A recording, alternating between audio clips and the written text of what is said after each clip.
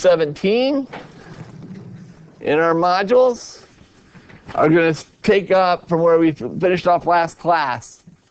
We're going to be using equivalent ratio tables and looking at these tables and how we can manipulate them to get the information all the way across and fill them out. We're going to start with a problem where the school's got a pizza party coming up. We're lucky it's actually for us. It's 6th grade tomorrow. Tracy is in charge of ordering the pizzas for 450 students.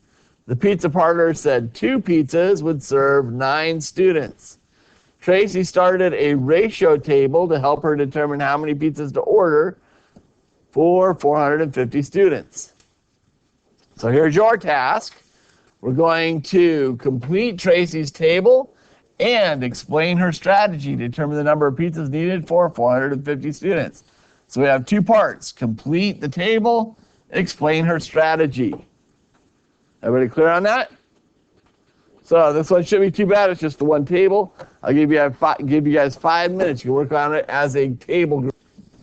Okay, what type of, there's 2 parts to this: completing the table, explaining your strategy. So what was it she did? They even gave you a hint by putting these lines up here. What goes on those lines?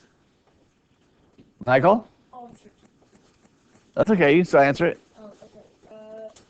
So the first one, how did she go from 2 to 10? Multiplied by 5, right? So remember, when I'm doing that, I have to do the same thing on top and bottom. So in both cases, I multiplied by 5.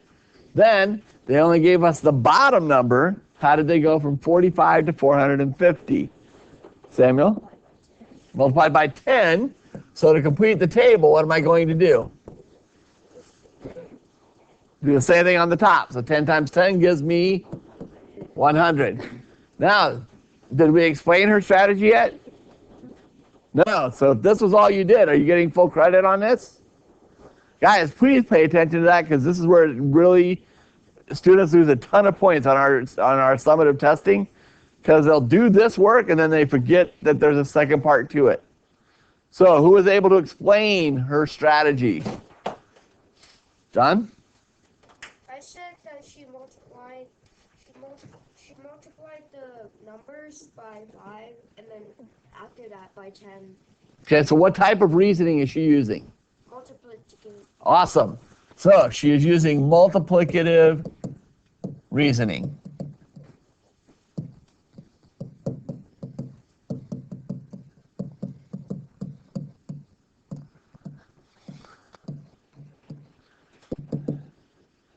She multiplied top and bottom.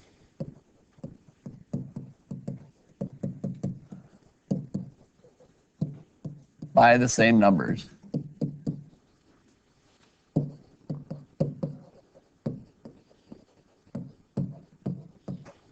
Does that make sense to everybody? Yes. Do you understand why we needed both parts of that answer? Yes. Okay. So now let's look at numbers 2 and 3. So on number 2, complete the table to show the number of pizzas in order for the given number of students. Explain your calculations. They even highlighted that for you. Okay? And then use your table values to answer each question. Again, explain your calculations. Here's a good think about. Here's a nice tip for you. How can you use the ratio of 10 pizzas to 45 students to help you figure out the other pizza amounts? Okay? So they'll give you this whole table. Fill in the values, figure out how you're getting to each one of those numbers. Don't forget to explain your calculations. Now, explain your calculations. Do I need a full written out explanation? Does this explain my calculations? No. It doesn't? Oh, yeah. So basically all we're saying, guys, is show your work. So show your work. What are you putting together? Where are you going from to get to each of these numbers in here? Make sense? Then once you've done that, then answer these questions. Everybody understand what's expected? Okay, we'll give you guys another 10 minutes to finish numbers 2 and 3. Okay, guys, let's come back in. So let's talk about these. Now, one thing that is kind of cool about this is they've given us a lot of options, because they just gave us a fully open table. So that means I can go from wherever is easiest for me. So I'm going to just show you a few of them that I saw right away that to me were easier, but if you did different ones, that's fine. What is the key? Showing your work, explaining your calculations, okay? So for me, one of the big ones was, this is an easy one. Excuse me, that was just times 10. So I also do the same on top, times 10. That's going to give me 100. Here's where it's starting to get a little trickier for a lot of you. The 135 threw a bunch of people off. When I looked at it, I said, well, you know, if I do this one, that's just a times 3. 10 times 3, and don't forget that I have to do this, both numbers from the same column. Gives me 30. Then I said for this one, okay, well, that's just doubled. So I multiply that one times 2. That gives me 60. Here's where it starts getting a little trickier, because that 225 didn't necessarily pop out on any of these as being super easy. So for this one, I'm just going to come back all the way to the 9.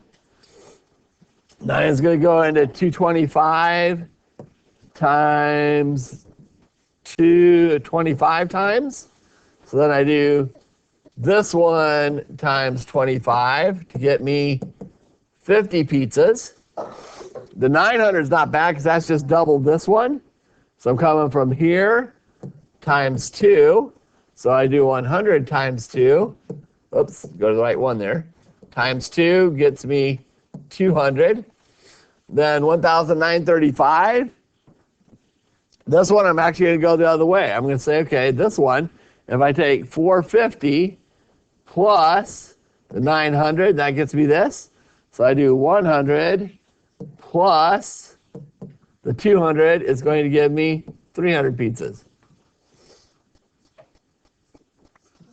So I know it looks kind of odd with all the different lines. Are you guys following what we did? Yeah. If not, go back, rewatch the video as I'm doing each line. Make sure you do the same. Now we're going to do that table to answer each of these questions, explaining our calculations. How many students will 12 pizzas feed? So if I have 12 pizzas, I've got a couple different options. To me personally, what I say is, okay, 12, that's 2 plus 10, right? So I can say 2 plus 10 is 12. That means I also need to add those ones up. 9 plus 45 is going to give me 54. So 12 pizzas feed 54 students. What type of reasoning did I use? Additive.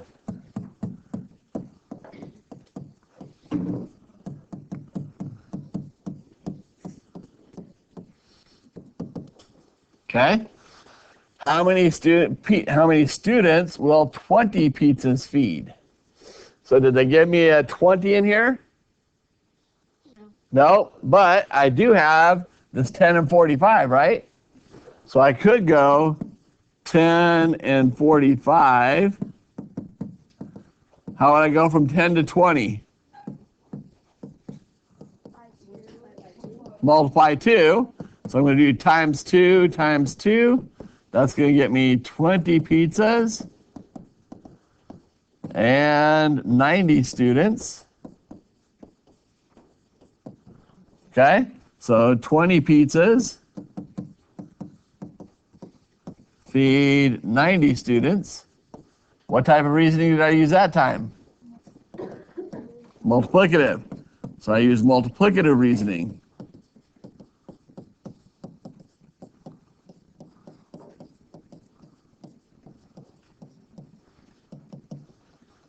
Then our last one, how many students will 90 pizzas feed? So now I'm going to have to get 90 pizzas. So to me, the easy way, again, I'm going to look at an additive. I've got a 30 and a 60 right next to each other, right? So I can say 30 plus 60 is 90. So I follow the students with that. So that gives me 135 plus 270. So that's going to be 405. So 90 pizzas will feed 405 students. What type of reasoning did I use on that one?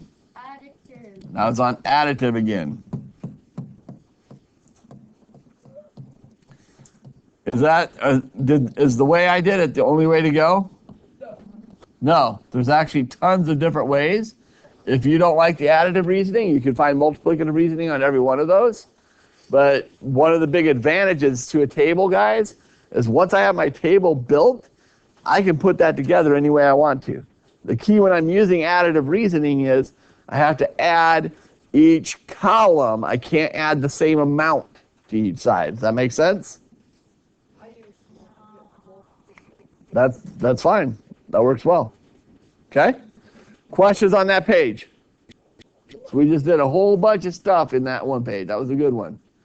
Let's go ahead and turn to should be 218, right? Yep. So now we're doing parts and wholes in ratio tables. So our school colors at Riverview are a shade of green and white, but it takes 3 parts of blue to 2 parts of yellow to create that green. So the art teacher needs to mix different amounts of the green paint for several school projects. He thought the art students needed a table to help determine the correct amount of each color of paint for different projects, both large and small. So he gave the students the task of figuring this one out. So Sally gave us an answer. The textbook's already done us a favor and told us it is wrong. I want you to look at the reasoning, explain what was wrong, but then complete the table with all the correct amounts. So basically fill in all of the blanks on your table, and again, make sure you show your reasoning how you're filling in those blanks. Any questions on what you're doing on this page? Okay, so this one shouldn't be too bad. I'll give you guys about 7 minutes on this.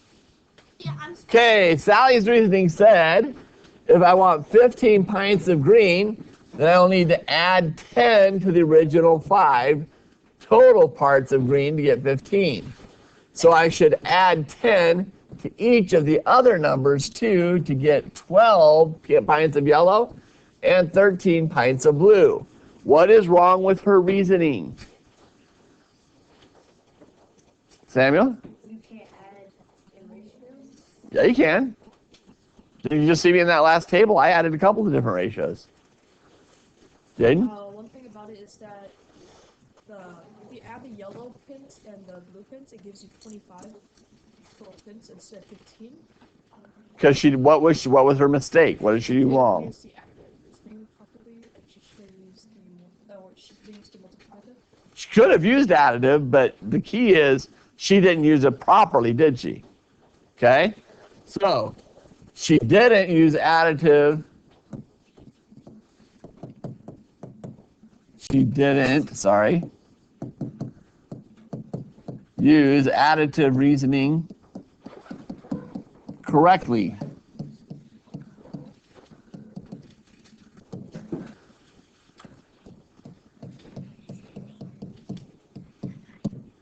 She used the whole portion of the ratio for the parts. Go ahead.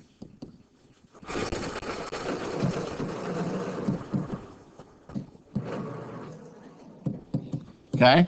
So instead of adding the parts to each other, she added the whole to everything. Additive reasoning is okay, but you have to use the numbers that they've given you. You can't just do a random number, otherwise you're going to mess the ratios up. Does that make sense? Okay? So just as a concrete example, if we go back to the previous page, you can see where I used some additive reasoning, right? This one right here. I took this whole table, 2/9, 10/45, and you add each of those columns. But if I just added 10 to both of those, that would not have been correct. right? I have to add what the pieces are. That's 2 plus 10 was 12. 9 plus 45 is 54. What she did was she basically used the whole part. She said 9 plus 45 is 54, so then she would have added 2 plus 45. That doesn't work. You have to use what the actual ratio is. Does that make sense to everybody? Because that's actually a very key concept. Okay? So now that we've done that, let's go ahead and build our table. So how do I go from 5 to 15? Okay? Times 3. Good job. Meaning I need to do each of the additional columns by 3. 2 times 3 gives me 6 pints. 3 times 3 gives me 9 pints. So now is where I start getting options. How did you get to 12?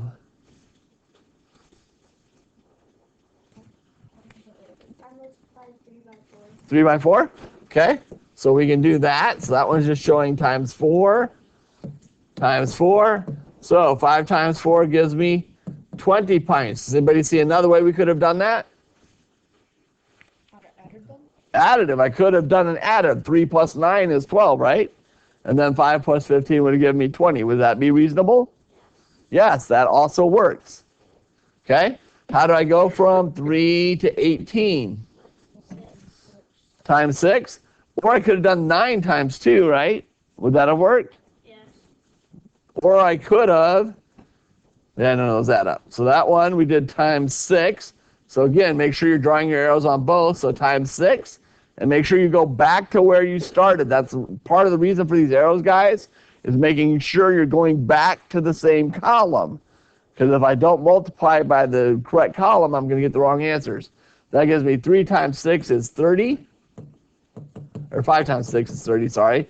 2 times 6 is 12. Now this last one threw a few of you off. I know, because you were asking about it.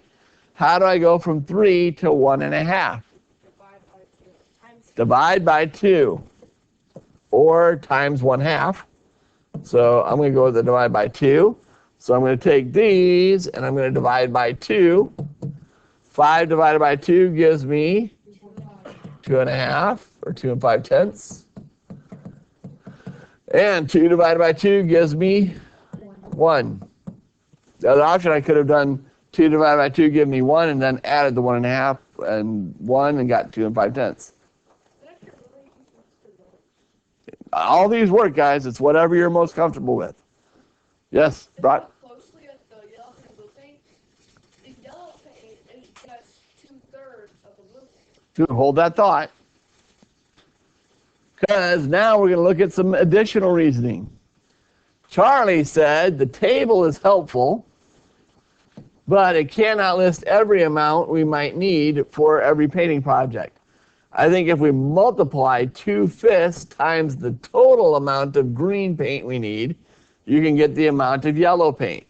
If we multiply 3/5 times the total amount of green paint we need, we can determine the amount of blue paint needed.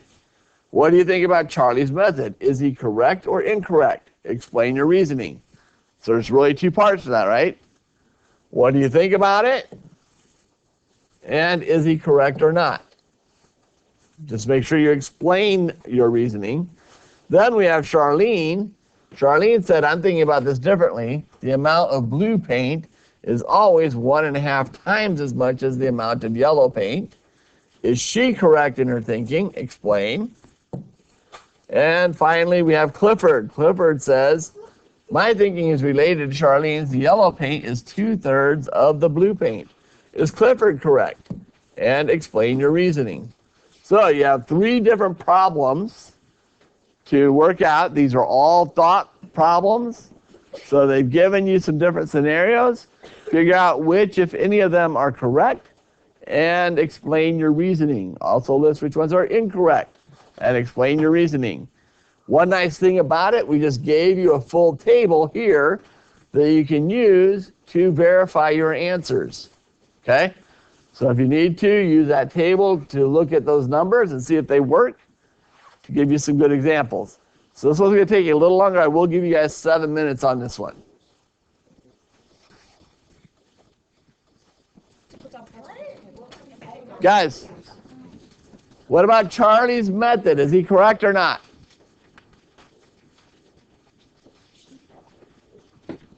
Is he able to multiply the total amount by 2/5 to get the blue and 3/5 to get the yellow? Or no, I did that backwards. 2/5 to get yellow and 3/5 to get blue?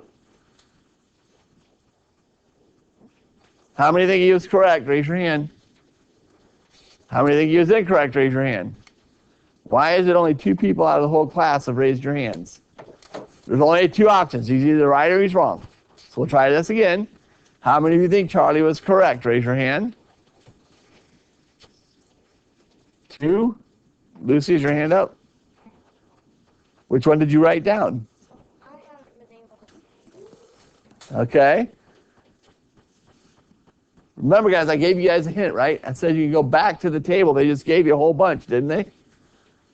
So if I take the total amount of 5, I multiply that by 2/5. 2/5 times 5. Those go away, so that equals 2. Did that give me the amount of yellow paint? Yeah. What if I multiplied it by, we'll say, the 20? 2/5 times 20.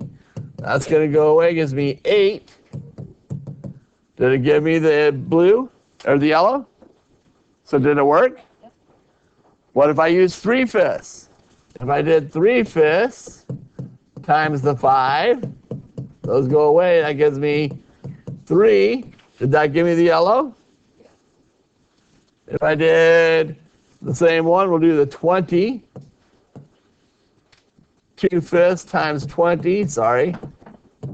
Those become a 4, gives me, or I'm sorry, that was 3/5, gives me 12. Did that give me the amount of yellow? Did his reasoning work? Yes, because what did he do? What was his reasoning? Did anybody explain his reason?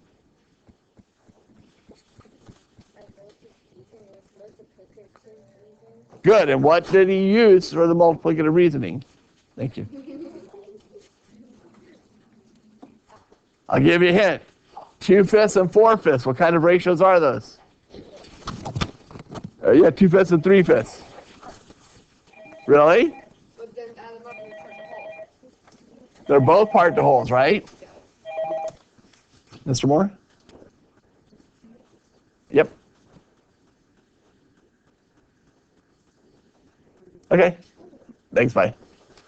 Sorry, YouTube world. I forgot to pause before I answered the phone. Okay. He used multiplicative reasoning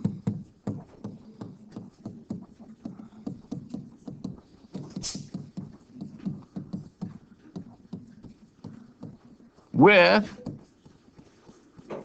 part to whole ratios.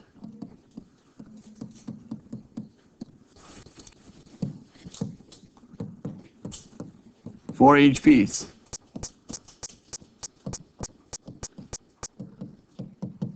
He was correct.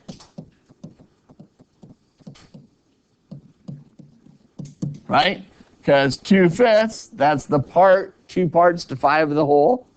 3/5, that's the other part to whole. 3 yellow to 5 whole. So you just use part to whole ratios, right? And multiplicative reasoning. Does that make sense to everybody now that you see it? Okay?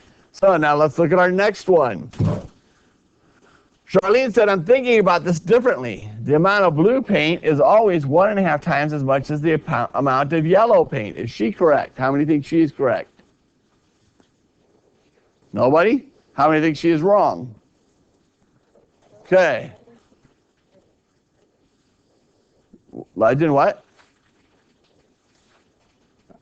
I didn't hear what you said clearly. I'm sorry. Is she correct or not? Okay, Jaden, why was she incorrect?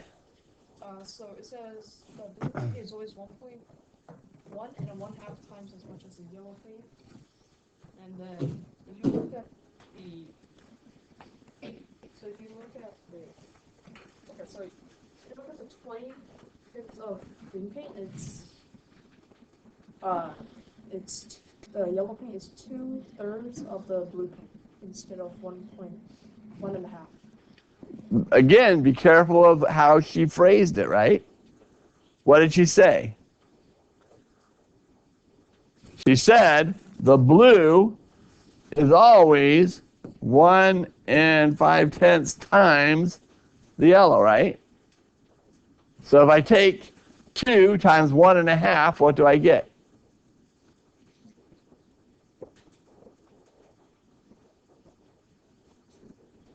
Two times 1 5/10. Really, guys? Double 1 1/2, you get 3. Did I get 3? What if I did 1 times 1 1/2? 1.5. Did I get 1.5? I didn't. Yeah. If I take the yellow times 1.5, I get the blue. That's what she said, right? So if I take 1 times 1.5, did I get the blue? Yes. So is her reasoning correct? Yes. Because if you really break that down, she said it's 1 1/2 times, right? So what did she use? She used a part-to-part ratio in multiplicative reasoning. What's my part-to-part? She's comparing yellow to blue. So if I do a part-to-part, what is that? 3:2, which is what? Equals 1 5/10, right? So she used multiplicative reasoning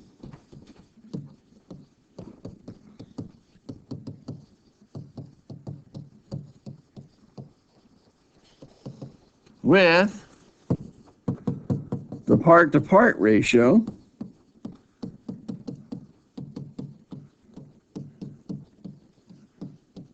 she is also correct.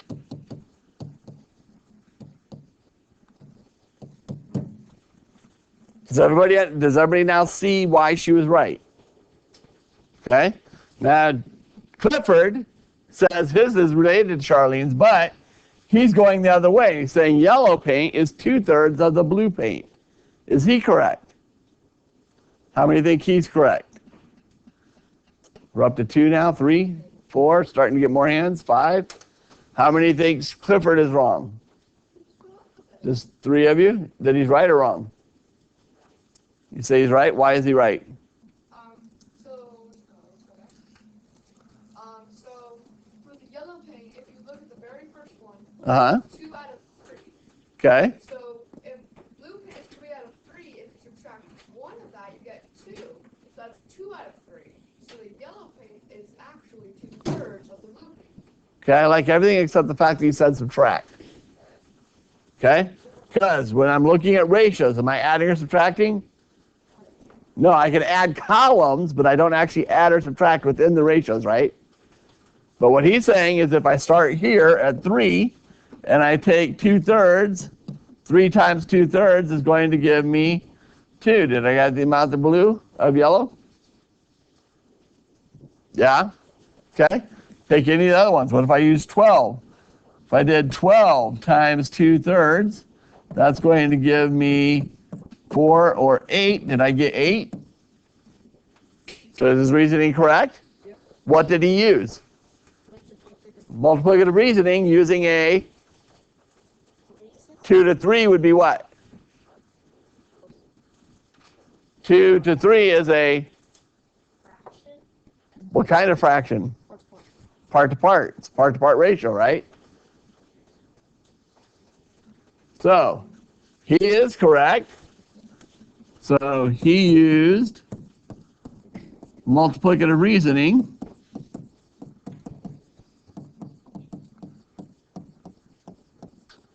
with part-to-part ratios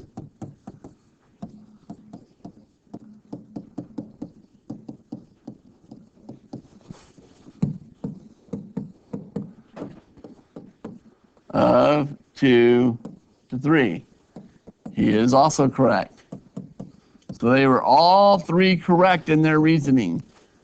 You guys feel more comfortable now with why they were correct.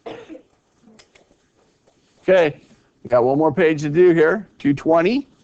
So this one, we've got a recipe. for one batch calls for 2 cups of sugar, 2/3 cup of corn syrup, 3/4 cup of water, 4 teaspoons of oil. So the table represents the ratio of ingredients to make lollipops. Complete the ratio table. There's our first task. And then for each number of batches, you can add equivalent ratios to determine the amount of each ingredient. But then you can also subtract equivalent ratios to determine the amount of each ingredient. Okay? So we got 3 parts to do. The first is filling out the table. Then you're going to find columns to add to get 3 and 7. Then columns to subtract to get 3 and 7 to show how you can use that. Unfortunately, we only have like 7 minutes left in class. So I'm going to give you guys like 3 minutes, get as much done as you can, and then we're going to go over it together. Okay, so I know you guys didn't finish, but let's just talk about it real quick. If I'm going from 1 to 2, you have 2 options. I can either just add the amount I've got or multiply them all by 2. So for me, I'm just going to add. 1 plus 1 is 2. 2 plus 2 is 4. 2/3 plus 2/3 gets me 4/3, which is 1 1/3. 3/4 plus 3/4 gets me 6/4. So it simplifies to 1 1/2. 1/4 plus 1/4 is 2/4, which simplifies to 1/2. Then going to 5, now I kind of have to go and multiply. So I'm going to do times 5. So 2 times 5 gets me 10. 2/3 times 5 gets me 10/3, which simplifies to 3 1/3. 5 times 3/4 gives me 15/4, which simplifies to 3 3/4. 1/4 times 5 gives me 5/4, which simplifies to 1 1/4. Then 10, I'm just going to take what I got at 5 and double it. So 10 times 2 gets me 20. 3 1/3 doubled gets me 6 2/3. 3 3/4 doubled gets me 6 7 1/2. 2 times 1/4 gets me 2 1/2. For those of you that need the math, you can always do that on your own. But those aren't too hard. Here's where it gets kind of cool. Now that I've got the columns built, finding columns that are in between is really easy. Because to get to 3, all I need to do is add my 1 and my 2. Make sense? So 1 plus 2 gets me 3. 2 plus 4 means I need 6 cups of sugar. 2/3 and 1 1/3 means I need 3 cups of corn syrup. 3/4 and 1 1/2 means I need 2 and 3 1/4. No, 2 1/4. 2 1/4 cups of water. And 1/4 1/2 means I've got 3/4 of a cup of a teaspoon, of oil. Going to 7 batches, I just add the 2 plus the 5. So 4 plus 10 gets me 14 cups sugar. 1 1/3, 3 1/3 gets me 4 2/3 cups of corn syrup. 1 1/2 and 3 3/4 gets me 4 5 1/4 cups of water. And 1/2 and 1 1/4 gets me 1 3/4 teaspoons of oil. Okay, you can do the exact same thing on this one to find 3 and 7. All I'm doing now is subtracting. So I find numbers to subtract to get 3, which would be, for example, the 5 minus 2. 7, I would do probably the 10 minus the 2 plus 1. Okay? I'm not going to do those because I want to go over the homework. Homework. Make sure you do your journal entry, guys. I'm still getting people not doing that. We've been together the whole semester. I think you understand that's important. On this, each table represents the ratio of yellow to white for different garden displays. Complete each ratio table. Explain your calculations. Guys, just doing your arrows will show your calculations. That's fine for showing your work. Is everybody okay with that? Okay? So you're doing that for all 5 of those tables. Turn the page. 222, the directions follow, so it's the same for that.